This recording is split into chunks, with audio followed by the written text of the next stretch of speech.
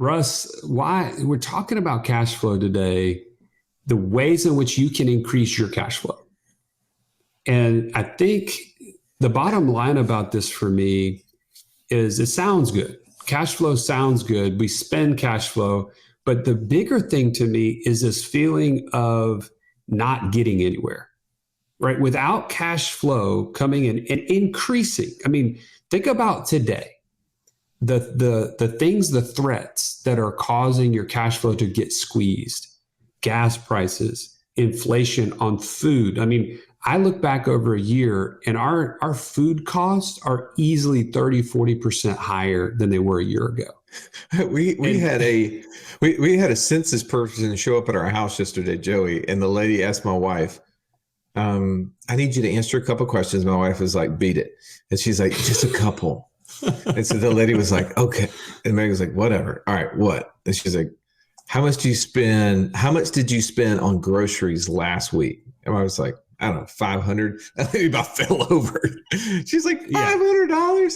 But I mean, reality is when you go and you're buying, like real vegetables, real meat, you're going to see that bill really high. And especially today, I mean, the prices are probably 1.5 to 2 times higher than they were a year ago. Exactly. But the bigger thing about this topic is the feeling that I'm on a hamster wheel that I can't get ahead.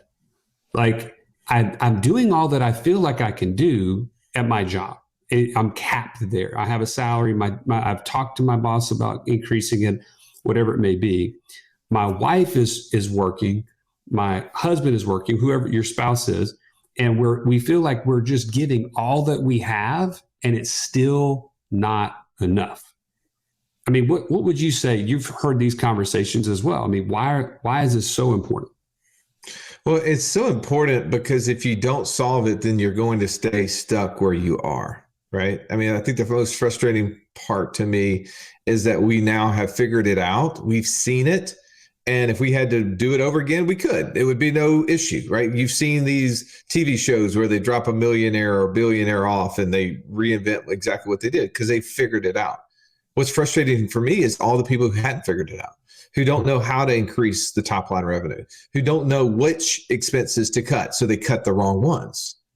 And they end up being in the same position, but they want out, but they don't know what to do. And I think the beauty is that this podcast, this specific episode, and all the podcasts that we do are designed to create ideas. If you want it, if your why is greater than your why not, there is a way out. There's a path to financial freedom, passive income greater than monthly expenses. But sometimes you have to, as we talk about in this podcast, Joey, is you have to increase active income. You have to go create a side hustle. There goes to the point. Your why is going to have to be greater than your why not. I'll tell a story in this podcast of how somebody spent an extra 4 hours a day building out a business, but after 2 years gave them back all of the hours that they were working in the other job too. And when you get to see and hear that, it makes it all worthwhile. So Joey, let's continue to steal from this podcast. We're going to talk about how to increase active income, but also passive income. And we're going to give you a couple of ideas on how to reduce overhead. Let's jump in right now, pull up our chairs and belly up.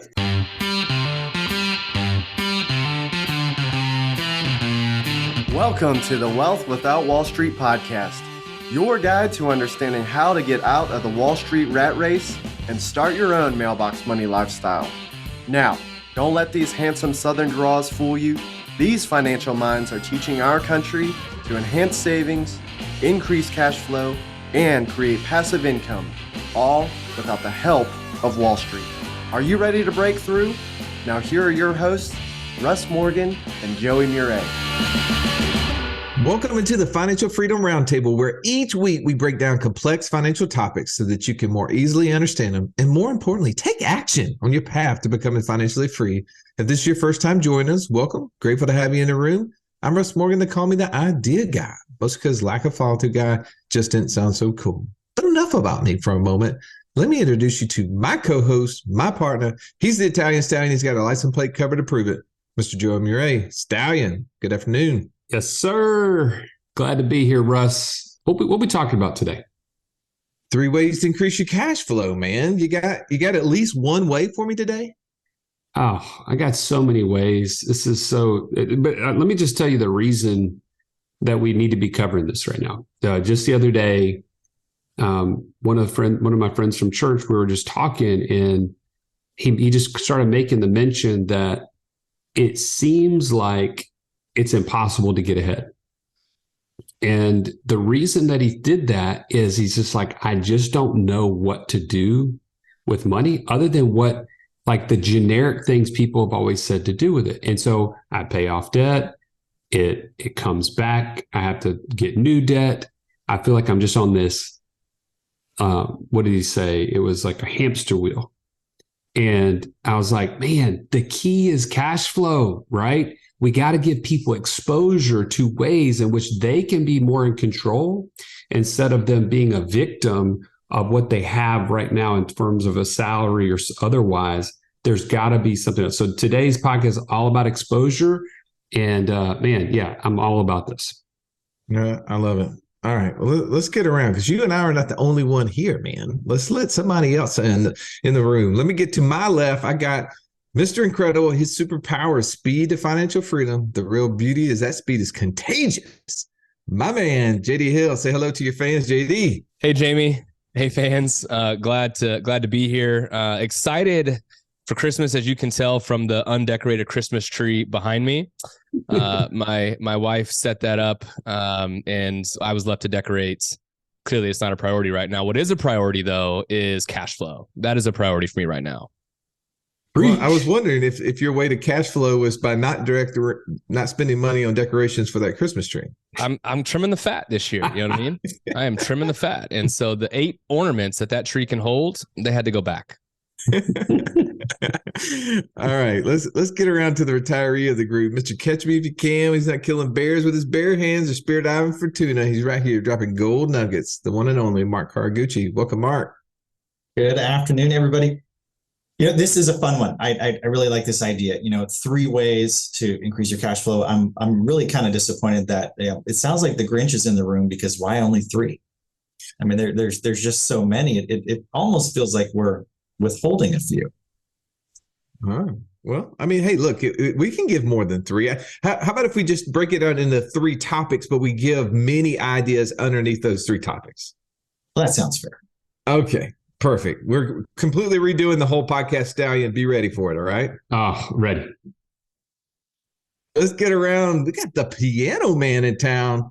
We're all in the mood for passive income, and you got to see in the light, Mr. Matthew Hammond. Welcome back, Matthew. Thank you, Russ. It's good to be back on this beautiful afternoon. Listen, man, I just like Mark said, I'm excited about this topic here. I dare say anybody listening to this podcast, their number one goal, or it should be their number one goal, is financial freedom. And, it's hard to have financial freedom without cash, and it's hard to have cash without cash flow. So as far as that's concerned, this should be on the top of everybody's priority list, listening to these ideas. Oh, so good. All right, let's get around. Last but not least, the king of BHAM, Mr. Real Estate himself. He's agnostic to his type as long as it produces cash flow. The multi-talented Jamie O'Brien. Good to see you, Jamie. Russ, good to be here, man. Celebrate another day in paradise. Dude, and rocking the Braves hat today, like completely moved up the list of my favorite on this podcast. Just pulling it out. The O'Brien Holmes hats were getting stale. So, I had to switch it up today. All right. Tell me why today's topic is so important.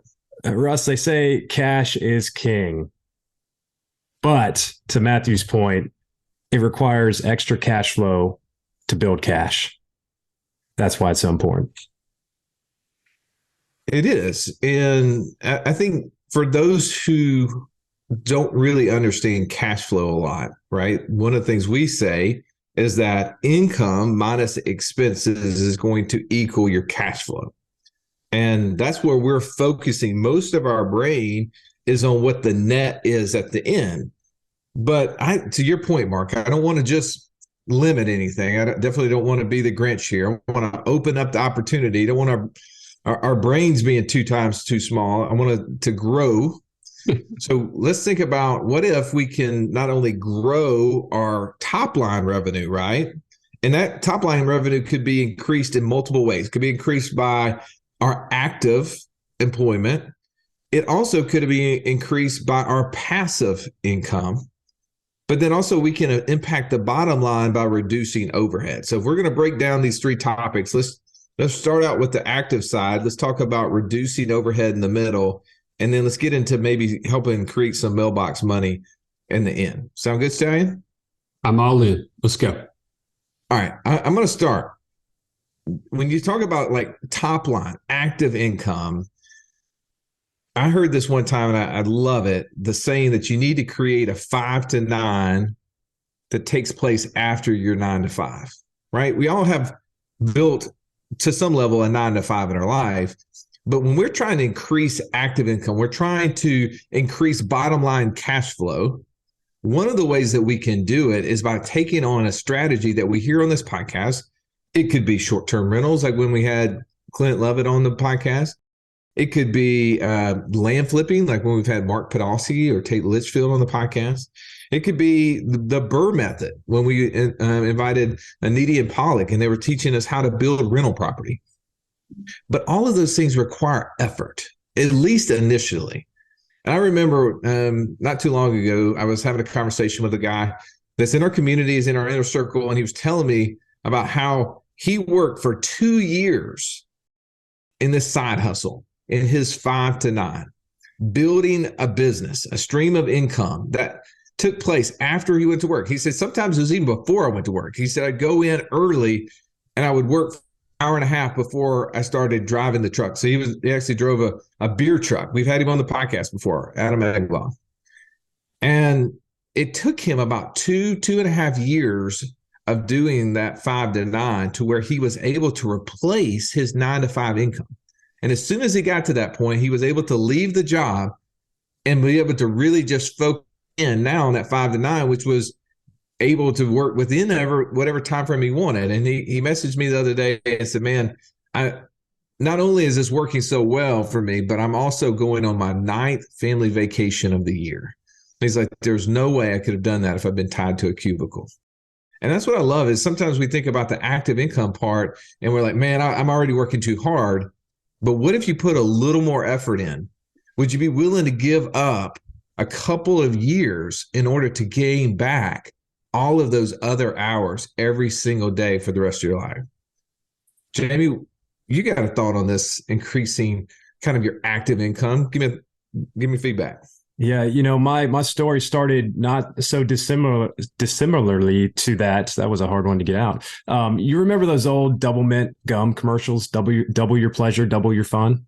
Yes. Well, what worked out for me, it ended up being double your pleasure, single your income. And what I mean by that is I found out we were having twins and we were going to have to keep my wife at home because we don't have any family close. And I realized that even though I was making decent income at my W-2, it wasn't enough to get myself and my family where I wanted from a legacy standpoint and from a wealth generation standpoint. So I dug deep into learning about real estate, learning how to burr, learning how to flip houses, learning how to analyze deals. And it took me, 6 to 9 months before I ever bought my first rental property and started flipping houses. But I took every free second I had. Luckily, I was in a job where I had a ton of windshield time and listened to any audiobook or podcast I could get my hands on. And then I started buying houses. I took that information. I took the cash flow and the cash we had been able to save up, and I started down my investment journey. And 6 years later, we're still chasing it. Well, and the beauty of that too is that you start creating more income there, which does create more cash flow at the bottom, which allows you to recycle that money and do it again, right? 100%. 100%. Turn and burn. Mark, what's your thoughts on this? You can work harder, but there's only 24 hours in a day. And you still need to sleep, you still need to eat, you still need to do all those normal things in a regular day. So my thought of trying to increase your hourly wage is, why not leverage someone else's time so that you can do something else? Maybe you can hire a lawn maintenance person, a cleaning crew. I've got a group of ladies that comes in and cleans my house. It's amazing. Like my hourly rate during that time is phenomenal because they roll in, I close the door to my office, an hour and a half later, it's like magic. My house is done. It's clean. So not only was I able to do work, but I also was able to clean the house. And so my hourly wage is actually so much better, because if you stop and you think about this, you can use that time that you're paying someone else to do something for you. You can leverage that opportunity to go learn something. You can get yourself educated so that you can then go generate even more income. And maybe now you've got even more than you had before. And so now you can hire someone else to do something else. Like I'm looking at, I see how awesome people's exterior home lighting is during Christmas. And I am not getting up on a ladder. I'm done. Trust so me. now I'm looking into hiring someone to come and put the lights on for me. I got a great referral. He's in Alabama, but he may be able to make the trek out to Washington. The thing I love about what you and Jamie both have said here is it's a proactive approach, right? It's investing in yourself in both of those cases, because when you put yourself in a position of, like in your case, Jamie, you had to do it, right? You were in a position, something's got to happen, and you had to invest in yourself, educate yourself, and then take action. And then in Mark, your case is, man, I'm investing in myself because I know that my hourly rate can only increase if I'm able to, if I put the pressure on myself. I've hired somebody to do something at $15 an hour or whatever the case may be. I have to be earning more than that. And that means I have to level up, right? I have to be around the right people, the right educational, components and things that will get me to that next level. So Well, Joey, anyways, I love that. Joey, take that a step further. What's your hourly rate when you're doing that task? 0. I make nothing if I mow my yard. But if I can pay someone, if I can understand, if I can leverage your time, I need to give you some treasure for that. But now I can go and be so much more productive because I can go do something else. And actually my yard's still going to be mowed. So if you're doing the task, your hourly wage is 0. If you can go do something else, now your hourly wage can be whatever it is you can do. Yeah. First of all, you've never seen my yard, okay? And my yard is pristine. Okay. Nobody can cut my yard better than I cut my yard, just so we're clear. If you've listened to our show for any length of time, you've heard us talk about infinite banking and how we were able to use that concept to create over $50,000 a month in passive income. But it's just not that easy to figure out, how does this all connect into my own personal system? Stallion, that's why we created the passive income operating system, bro. It shows you how to turn active income into passive income. It makes all the steps come together. If you would like to get access to it as a podcast listener, we've never given this away in public before. Go to what'swhatwallstreet.com/PIOS. There was nothing worse than walking into class when you're in school and the teacher saying, "Pop quiz day." Why? Because you were unprepared. Are you unprepared, though, for financial freedom? Don't be. Find out how close you are by taking our 30-second quiz at wealthwithoutwallstreet.com/quiz. What you're saying, Mark, is if you're, it's the same exact concept, just using a different viewpoint. Like whenever people ask us, hey, I saw you were responding, Mark, to someone in the community, and they were asking, "Hey, should I use my infinite banking system to pay for my primary residence?" Right? And you said, "Well, if I use, for instance, 500,000 of cash that's inside of my cash value, and instead of only putting 100,000 down and using the other 400,000 for an investment, I've now given up the difference between what the investment could have done and what the cost of the capital was, right? Borrowing the money from the bank." Well, that's the same concept. If there was leverage, if there was an actual benefit to investing and creating cash flow that exceeded what you paid on the mortgage, then it makes sense to do it. It's the same thing what you said. If I have a job or an ability to create an income that exceeds in that hourly time that somebody's cleaning my house or cutting my grass or putting Christmas lights on the house, whatever the thing is, and I could be doing that and making more money, Now I'm just leveraging their time and I'm earning the difference between what I'm paying them and what I'm getting. And I think that that's where people, we're going to get here in a second. We're going to talk about reducing overhead. And I think sometimes people say, okay, I'm going to reduce my overhead by doing everything myself, right? That's one of the ways I'm going to do it. I'm going to get rid of the lawn guy. I'm going to get rid of the housekeeper, right? The nanny, all these things. I'm going to start doing it myself.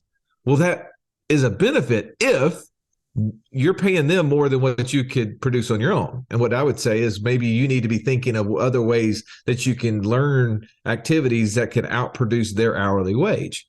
All right, Jamie and JD, I don't want to steal something from you. I'm coming to you, JD, first. Oh, finally, thank you. That's good. I think, this one for me is something I've talked about often on the podcast. I'm a big fan of partnership. Like I love partnership. And I think finding great partners to help you is often underutilized in business in general. Obviously, you and Joey have found a way to make it work. But I think, and here's what I mean by that, is that if you have more time than money, you then can be learning a new skill to recruit the funding, right? Or on the other side is, say you have more money than time, then you can find or recruit the time by finding a person who has the time, right? But either way, both ways can increase your output. And I think in a lot of ways, we oftentimes think like everything has to fall on my shoulders. I got to listen to the podcast, right? I got to go do the learning. I got to use my capital. I got to go do all these things in addition to take care of my family and go to work. And like, I think sometimes that can feel like it's really overwhelming when the reality is that there are other people that want to do that journey just like you do. And it's just a matter of how do you leverage your skills with someone else who has a different skill set that wants to go down that same journey you want to go down. That's a great point. All right. So I think we've tackled this first one, which is creating more income at the top, right? Let's talk a little bit to those who like to try to reduce the bottom line, who are trying to find ways to minimize expenses, reducing overhead. Stallion, throw your 2 cents in there. All right. So tons of different hacks and strategies and things like that. But one of them that kind of was apparent to me was when I left Wells Fargo back in 2014, I was trying to solve for health insurance. And you guys have heard us talk about this on the podcast before, but I was faced with this. When you go self-employed, it's like, wait a minute, what are my options? And I started comparing them. I could either continue Cobra, and it was super expensive, right? For my existing coverage I had at Wells Fargo. I could go get a new plan at Blue Cross Blue Shield, as whoever I was shopping with, so to speak, and very expensive. It was like $2,500 a month.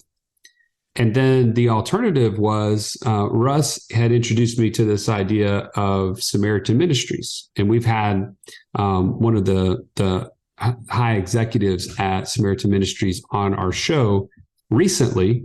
And it ended up being about $500 a month for my family of 7 to be able to take advantage of that. And to me, it was just a no-brainer from the function and the utility of what health insurance is supposed to be, right? Having a faith-based group of people who I could share expenses with and their lifestyles matched up with mine and so on and so forth. Like those things are very, very important to me. But when you couple that with the fact that I was able to save $2,000 a month in my health insurance column and be able to just fund my system that much more heavily, it was a no-brainer. And man, I look back at that now and I think, how big of an impact has that made on my passive income streams? Because I was able to save $24,000 a year. Where did that go? It's now found its way into our land flipping business. It's now found its way into our short-term rental business. Like when you reduce your overhead like this and you find hacks and ways to, create more cash flow, it has to go somewhere. And if you can capture it into your own system, now you're catapulting yourself to financial freedom because you got that much more cash flow coming in. So that's my hack for you today. I love that. Hey, Matthew, did you happen to catch who he said introduced him to that idea? I couldn't. I was distracted. I believe his name starts with an R, if I'm not mistaken. Come on, you're getting closer. You get warmer. Ramsey? What? It rhymes with bus or cuss. All right, Matthew, let's talk a little bit about reducing overhead, cutting expenses. What's your take on it? So when I'm looking at my overhead, one thing I'm looking at is debt. And one thing that I'm prioritizing is I'm going to cancel out my bad debt. Now you may ask, well, Matthew, isn't all debt bad? Well, there's a lot of opinions that float around out there on that subject, but I personally subscribe to the teachings of Mr. Robert Kiyosaki. And simply put, he says bad debt takes money out of your pocket. Good debt puts money in your pocket. And so I use that to determine what of my debt is bad. And then I take it one step further. Now that I've determined what my bad debt is, then I analyze it and determine, well, of that debt, what is the most inefficient debt? So what debt is actually taking the most money out of my pocket on a monthly basis? And then, of course, the next question is, well, how do you analyze that? That seems like a very complicated way to analyze. Well, you know what? Russ and Joey and the team created a perfect little calculator that you can use called the Priority Payoff Guide. And it is available in the Pathfinder course in our community. And what it does is it actually prioritizes your debt based on the inefficiency of that debt. And so if you have a car or a truck that's a $40,000 vehicle and it's taking $800 out of your pocket every month after month, well, you know what? That's probably an inefficient debt, assuming you don't have it on Turo or something. But if it's taking money out of your pocket every month, well, you know what? You need to prioritize and get rid of that bad debt so that you can increase your cash flow as a result. That's a good point. And for those who haven't taken advantage of that, you can basically, we have a sliding scale and it looks at what is the range in which you're paying for those things. And it helps you understand if this is something that you should get rid of immediately. It would be a bad debt, as Matthew was saying, or something that you could kind of go either way, or it may be one of those more efficient debts you should stay away from. So yeah, definitely take advantage. Go to our community and download the Passport course or the Pathfinder course to get that detail. Stallion, when you think about bad debt, do you agree with what Matthew said there? Would you say there's a such thing as bad debt or good debt? You share that opinion? Yeah, I think I would say there's inefficient debt. And if you're playing the game of cash flow, as we have played many times, the only time that I'm going to pay off debt is when it's keeping me from that last mile of financial freedom. So, again, that's just a practical application. If you've never played the game cash flow, go out and try it and you'll see what we're talking about, because it changes the way you think about debt and passive income in general. And so that would be my take on it. All right, Mark, let's wrap up this section with you. We're talking about reducing overhead. I'd love to hear your thoughts on this one. I like to look at stop spending time on things that don't generate income. The amount of people that signed up for Netflix, Paramount, Hulu, all those other things, you're spending money into a subscription service, which is fine. But is that generating any income for you? More than likely not. It's just sucking time out of your day that you could have done something else with. But even better yet, budget reviews, right? We talk about doing quarterly planning. I think your budget should be looked at every single month until you kind of get a handle on it. But really take it the last step. How do you reduce your overhead? Can it be a business expense? Well, what if my cable internet provider is what I need in order to do my job? Well, guess what? My home internet just became a business expense. So looking at ways to legally and creatively and legally, offset some of those costs. Maybe some of them you can't get rid of, but if you can change the facts that surround that expense, it can now become a business expense. And that's not tax advice, by the way. That's not tax advice. Go seek proper legal professional. Well, it's just, again, the whole podcast is intended to just create ideas, right? I mean, we're trying to give you a thought process of how could I increase my top line income, my active income? And we've given a couple of those ideas. Maybe you need to have a 5 to 9. Maybe you need to be leveraging other people's time more than yours, right? Maybe you need to be working with better partners that can help you with that process. But also there are, as we just said, we just got kind of through there's things we need to cut the fat on. Maybe it is something, Joey, like health sharing, or like you said, Matthew, it's reducing bad debt or inefficient debt. But let's get to the fun part. I mean, everybody here's our podcast and here's us talking about creating mailbox money. That's what this is about. Jamie, let's talk a little bit about how I can increase my cash flow by building passive income, uninvolved income. Yeah. So going back to, building active income, the whole point of that for me was to have cash to then invest in passive income. A couple of years ago, pre C word, we kind of slowed down on buying houses. I thought we were already reaching the top of the market, and I was starting to get in a liquid cash position to buy. Man, was I wrong about that? But I needed somewhere to put that money, and so what I did is I have used private lenders in the past for my flips and my real estate projects. I went to some private lenders and said, "Do you need more access to capital?" The answer was yes, and so I got a decent what I would consider a good return on my money just to lend my money to a professional private lender who then lent it out to somebody still doing real estate. It was completely hands off. I got a check in the mailbox every single month, and it was just truly passive income and cash flow into the mailbox every month. Man, I love that. Stallion, how about for you? Yeah, I think this is an interesting thing that has helped us, and that was public accountability leads to passive income. Now, you've heard Russ and I share that our passive income report every single month, and that has created a major focus for us. Before we did that, our passive income was $2,500 a month, nothing to write home about. And as we have continuously put that before you each month, it has grown and grown and grown. And it has become something that we want to protect and grow. And so we look at all of our investments every single month, and we're consistently looking for ways to improve those. Now, that may not be what you need to do. Like, you may not need to get a podcast and start sharing this from the rooftops, but the more you talk about it, the more you put it out there into your small groups. Like, maybe your next step is to join a mastermind of people that are on the same path. And I want to just give a plug to our inner circle and our passive income mastermind. If you have any interest in those things, I want you to jump on a call with one of our coaches here, wealthwithoutwallstreet.com/free call. Jump on a free call with them, talk through the benefits of it, any challenges that may be there for you. But if you get into the right rooms, you will create the accountability and the focus it takes.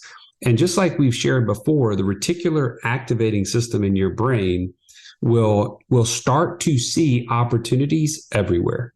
And, you start looking for a red car, you will see red cars everywhere. The same is true. Whatever you put in that place of importance will become a reality.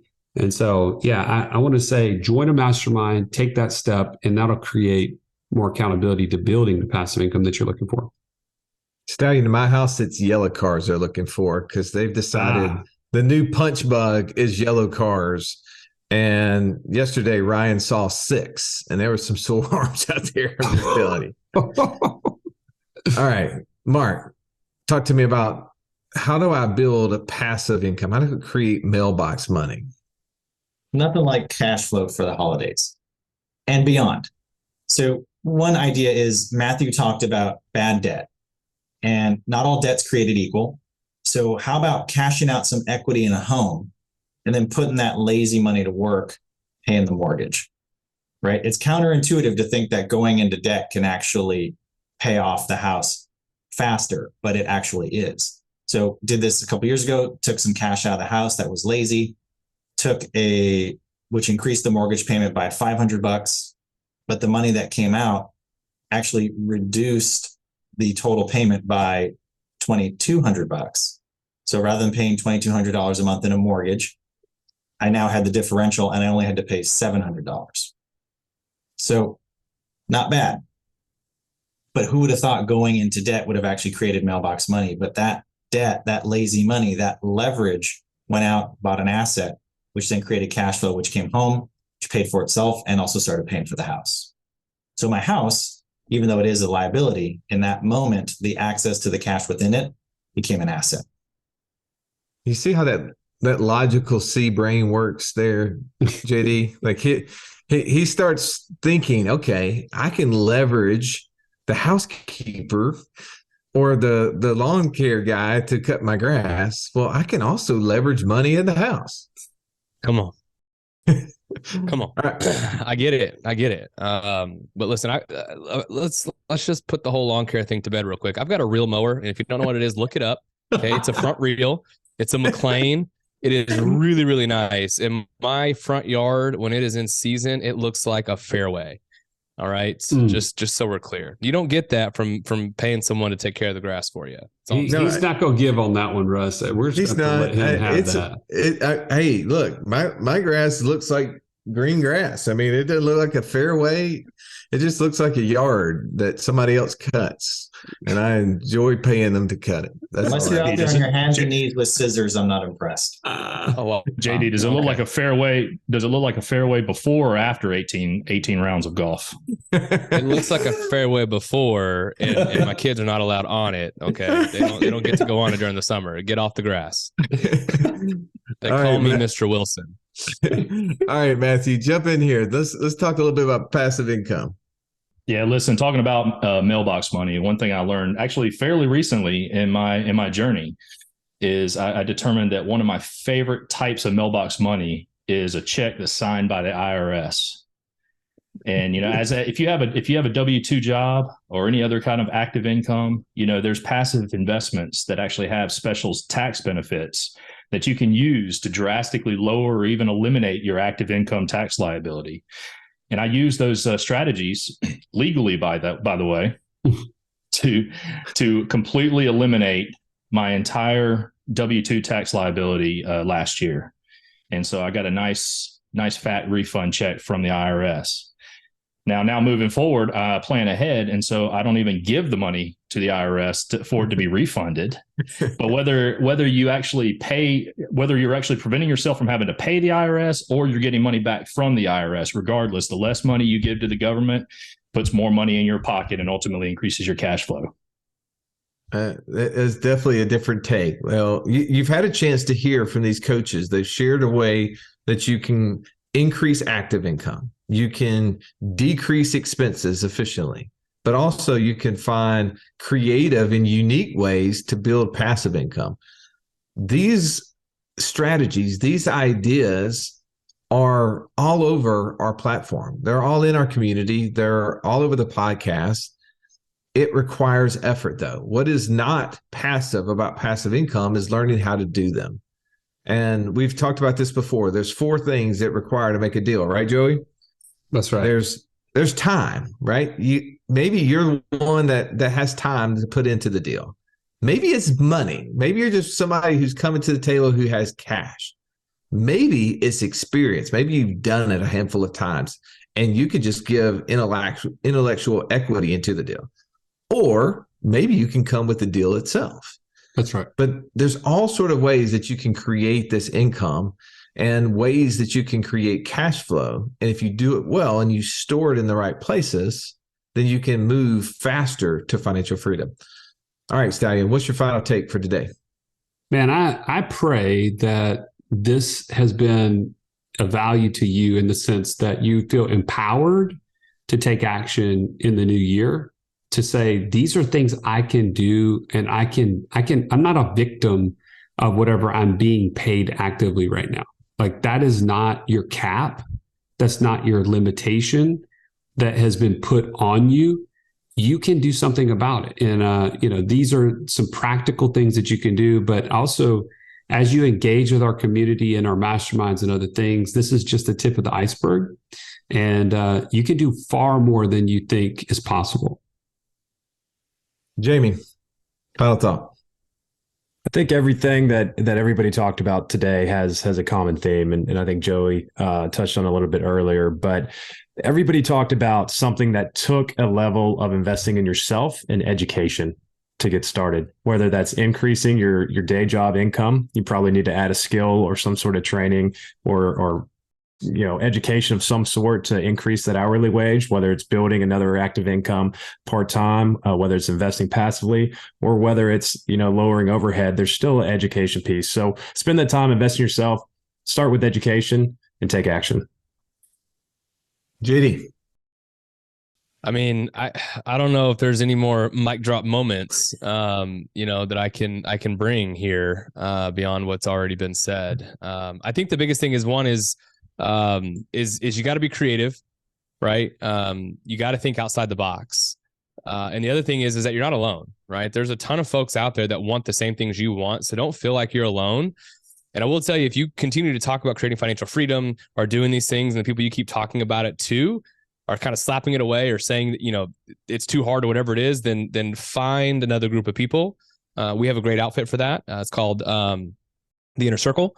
So if you wanted to join that, there's a ton of folks out there that will support you in that journey. But be creative, and good things happen. I promise they do. Matthew, final thought. I just say, regardless of what your goals are in your financial freedom journey, all you really need to do is just make sure that you continue to move forward day after day. Whether you're only moving an inch or you're moving a mile, as long as you're moving forward, then you're making progress and you're taking away at that goal. So I just echo everybody else, just keep up with the education, partner with people that may be further down the road than you, so that they can pull you along, join a community so that they can help you pull you along on your financial freedom journey. But regardless of how you do it, just keep moving forward. Mark, final thought. Cash flow is amazing, but cash flow is the MSG on your life. All it's going to do is enhance what's going on. If you haven't figured out what's actually things that you like, things that you want to do, things that you actually want, then all you're going to do is make what you currently have with more money. So you got to figure out for yourself, why are you actually doing this? Because that's going to make it so much easier to make all that money. And it's going to be even easier then to make even more.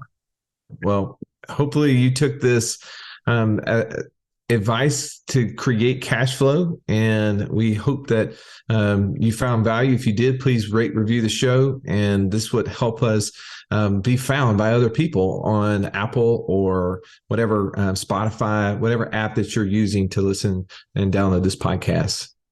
Have an amazing day. This has been the Wealth Without Wall Street podcast. Don't forget to subscribe to the show to break free of the Wall Street mindset and begin building wealth on your own terms in places you understand, so that your wealth will never run dry. See you next episode.